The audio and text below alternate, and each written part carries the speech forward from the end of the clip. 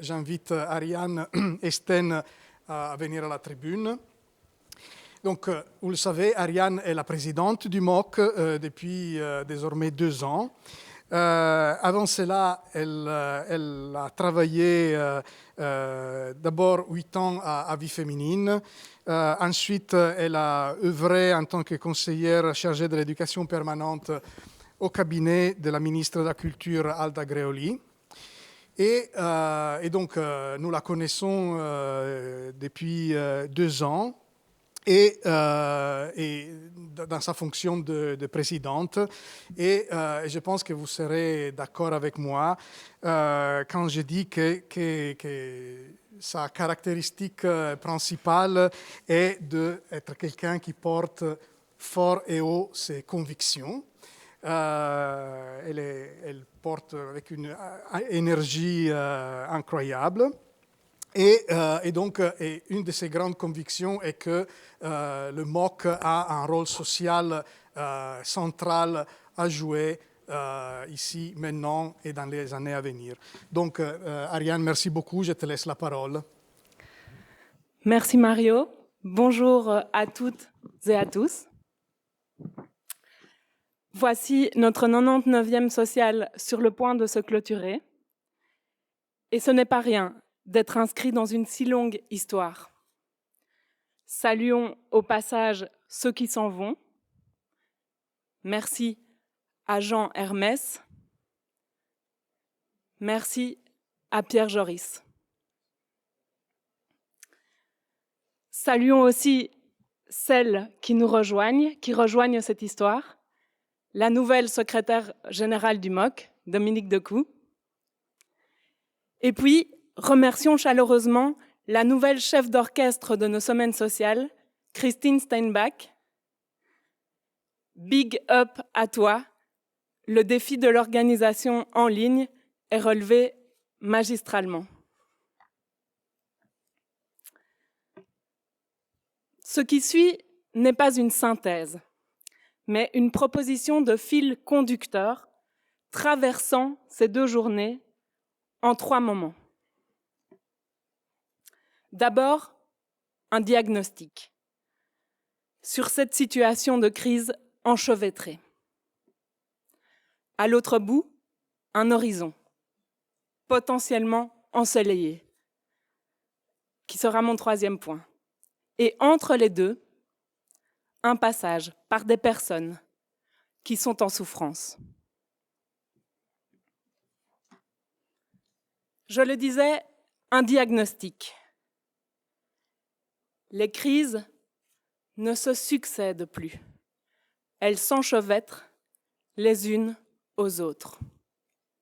Crise sanitaire, crise climatique, crise écologique, crise migratoire, crise économique, crise démocratique.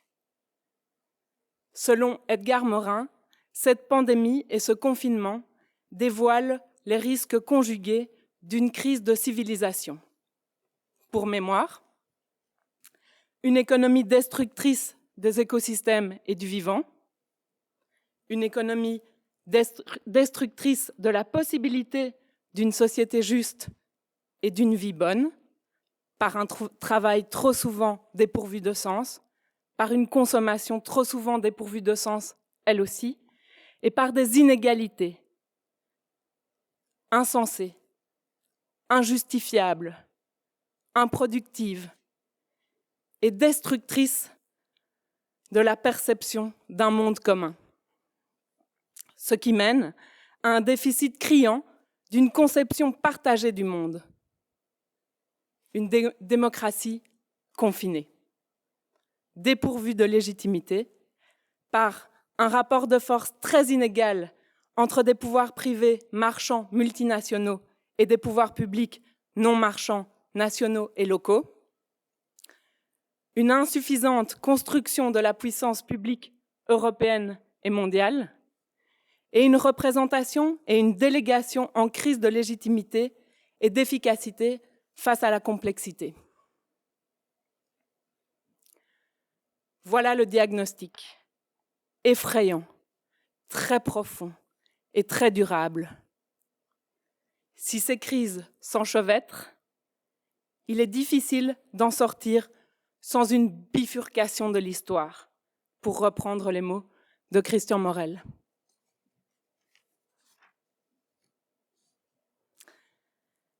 Mais cette bifurcation, qui va la porter et comment? Et ceci est ma seconde partie.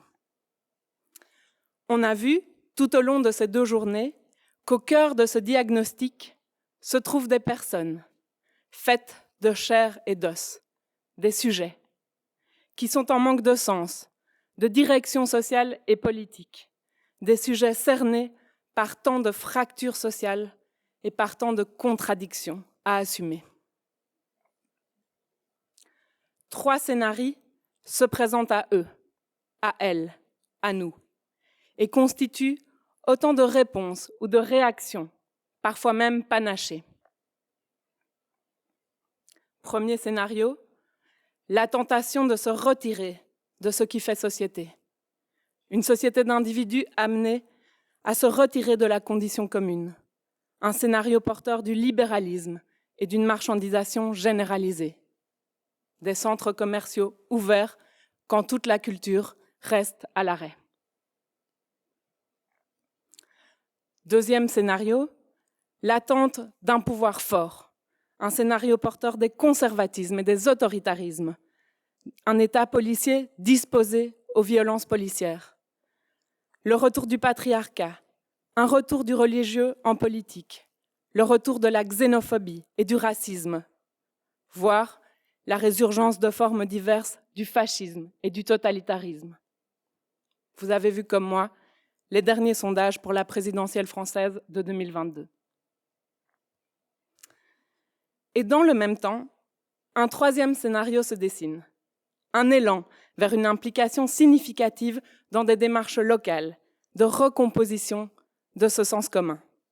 Un ensemble d'îlots, lutte syndicale, économie sociale et solidaire, lutte paysanne, ZAD, occupation de théâtre, collectif de femmes ou de santé communautaire, bref, foison d'initiatives de décloisonnement, de mise en communauté, de mise en commun. On pourrait parler d'un scénario insulaire, chacun son îlot. Certes, les îlots se multiplient, mais comment faire continent, ou du moins archipel? C'est-à-dire comment relier ces sujets contemporains isolés par-delà les îlots? Comment faire sens commun, comme dirait Isabelle Stengers? Et j'arrive à mon 3e point, l'horizon. Cet archipel qui relierait tous les îlots. Et donc notre manière de faire action conjointe dans le mouvement ouvrier. Comment faire archipel? Comment refaire du commun? Comment donner vigueur à l'idéal démocratique et au référentiel des droits humains? D'abord, sortir des urgences. Ce n'est pas une réparation ou une relance à l'identique qu'il faut envisager, mais, on l'a dit, une bifurcation. Et engager un changement de structure et de culture suppose une réhabilitation démocratique profonde. Il faut nous doter d'organisations collectives capables d'accueillir les défis d'aujourd'hui. Et ces organisations collectives peuvent être des partis politiques comme des organisations, des associations. Au plan politique, d'abord, Monsieur le vice-premier ministre, Mesdames et Messieurs les parlementaires, Messieurs les présidents de partis, le lien de représentation ne peut supporter la discontinuité, le rythme des élections. Nous avons besoin d'un temps long, d'un temps continu entre les citoyens et citoyennes, celles et ceux qui les représentent.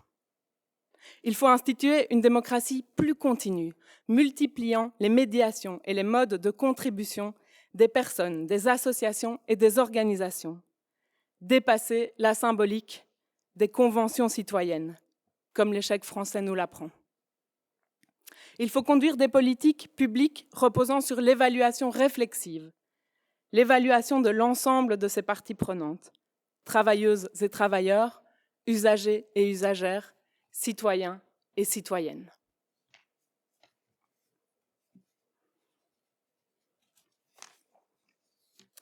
Et au plan sociétal, et ceci nous concerne au premier plan, nous, le MOC et nos alliés, il faut préparer collectivement les conditions de ce changement politique et démocratique.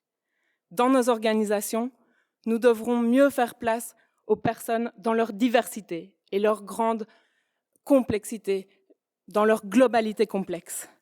Mieux faire place à l'horizontalité, à la pratique intensive de la démocratie dans ses dimensions culturelles, l'expression et l'imagination, l'analyse et la créativité, la délibération et la préparation des arbitrages.